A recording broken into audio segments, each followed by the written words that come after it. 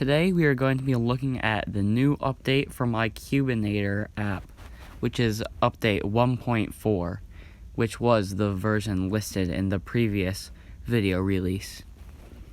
I'm showing settings in this that were not available last time, such as changing the color to what you prefer and it won't bug out, and rather than reset it. You can also change which type of turns you can do, and you can change how many milliseconds it takes for the shuffle moves and how many you will do. You can also change the button size to make it more easy for larger fingers to press the buttons. This is it showing a very slow shuffle of only 3 moves, which isn't really much of a shuffle since you could memorize the moves. And this is a quicker shuffle of the 3 moves. And you could also set it to a really high number and a really fast speed and have it zoom really quickly through all of the moves, so there would be no way anyone could memorize them. There's also, if you remove them, it has a default of 100 milliseconds, so that's 1/10 of a normal second between moves, and it will automatically shuffle 30, which is pretty good to not have any pieces next to each other that shouldn't be.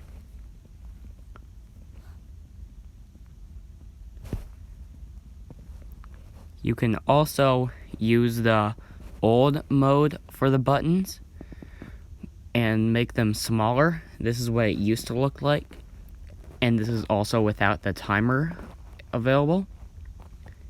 And this will make the buttons how they used to, which is not exactly the best. And you could also make bigger or smaller buttons depending on how you feel, even if your settings of buttons are probably not the best. I will now shuffle it and solve it for you.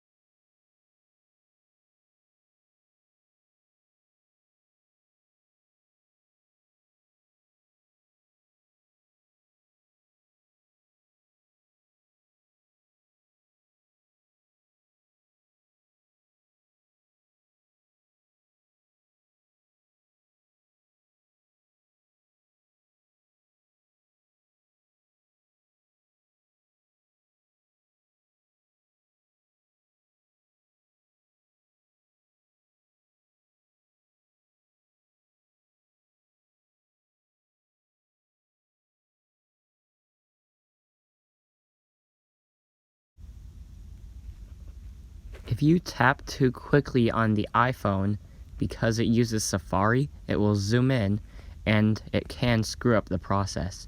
This was not always the case, but I do not know which iOS version that has affected it.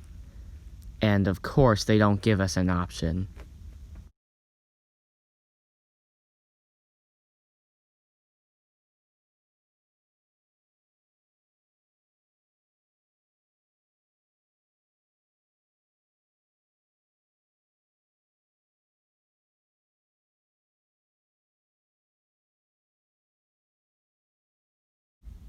If you would like to learn how to solve a Rubik's Cube, I've seen some pretty cool videos over time. One of them is by Cube Solve Hero, and if you request, I could make one I do myself using this app. As you can see now, I am using the corners of the cube to rotate it around fully, which will not continue the timer, which is always ticking by itself, and will not show after you press the stop timer button. But if you want to take a break during the cube solve, stopping the timer will not help, but switching over to another tab on your device will.